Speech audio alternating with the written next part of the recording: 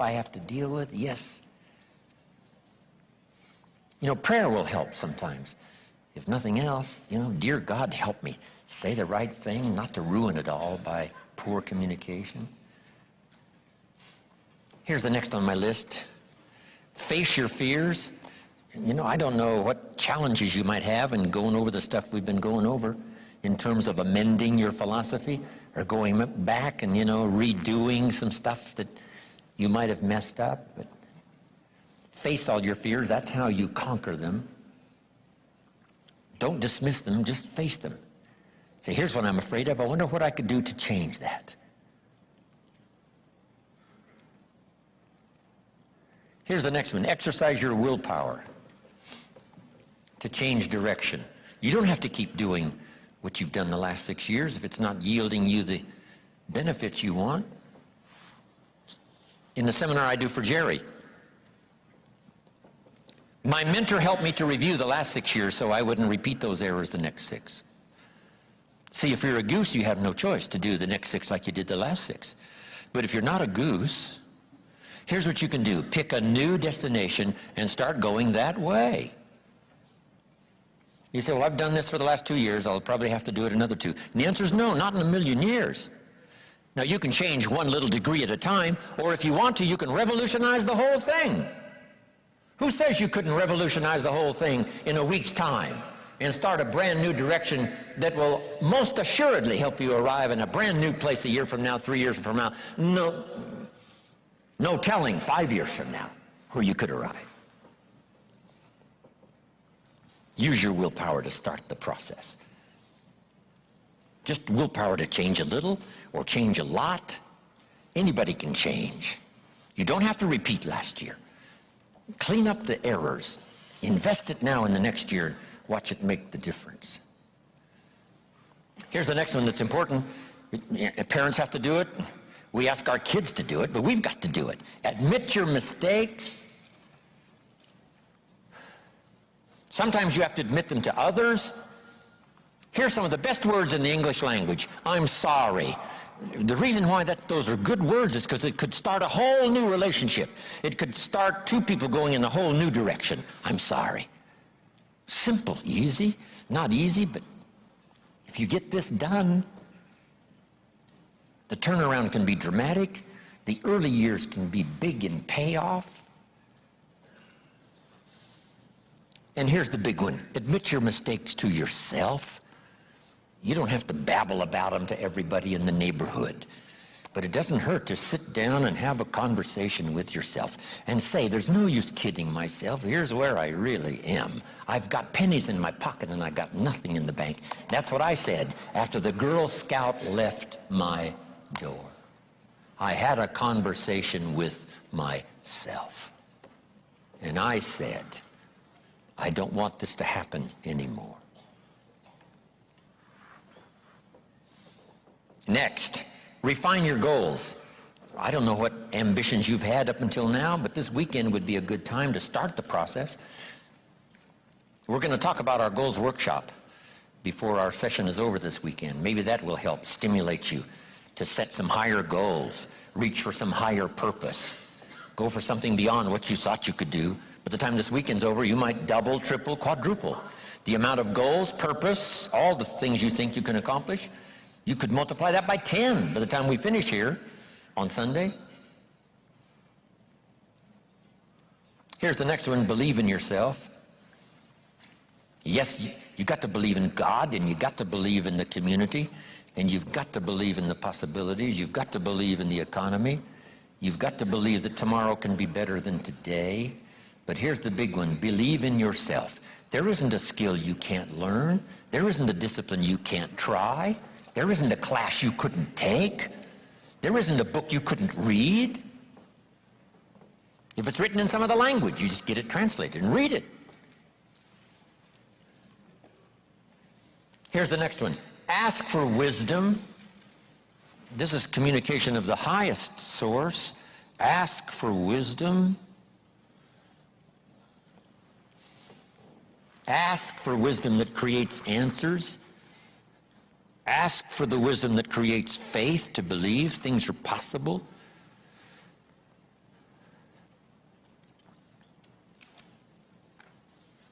In King Solomon's day, there was the dilemma of two mothers who claimed the same baby. And the question was, whose baby is this? This mother says, it's mine. The other mother says, no, it's mine. Solomon said, bring me the baby. They brought him the baby, and he raised the sword. He said, I'm going to cut this baby in half and give one half to this mother and one half to this mother. And as he raised his sword, sobbingly, the real mother said, no, no, no, don't cut the baby in half. Give it to her, who was not the real mother. Solomon says, now I know who's the real mother. See, that is so wise. And the moment was such drama. But Solomon, the wisest of the wise, knew what to do to settle the deal. Ask for wisdom to deal with the challenges of today and tomorrow, to deal with the challenges your family brings you.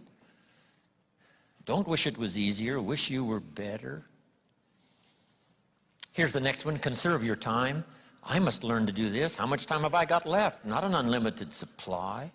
How many of these weekends can I do? Not 1,000, just a few, maybe a handful. Sometimes we get faked out. Bill Bailey says, the average person says, I got 20 more years. No, Bill says you got 20 more times. If you go fishing once a year, you've only got 20 more times to go fishing. Not 20 years. That fakes you out. I got 20 years. No, 20 times. See, that brings it right down to the real stuff. 20 times. How many more seminars like this? Not 1,000, a few, just a few. So would I mumble and stumble? Would I give you less than my best when I've only got a few more to give? And the answer is no, of course not. If you're a person of some dignity and quality, you wouldn't let that happen. Next, invest your profits. We're going to talk now about this before the weekend is over on financial independence. And I'm going to give you some excellent advice. Here was one of the philosophies Mr. Schoaf gave me, along with Mary Kay. Here's what he said. Profits are better than wages. Wages make you a living. Profits make you a fortune. Mary Kay and I went for that. Wow. Could we start earning profits while we're making a living? The answer is yes.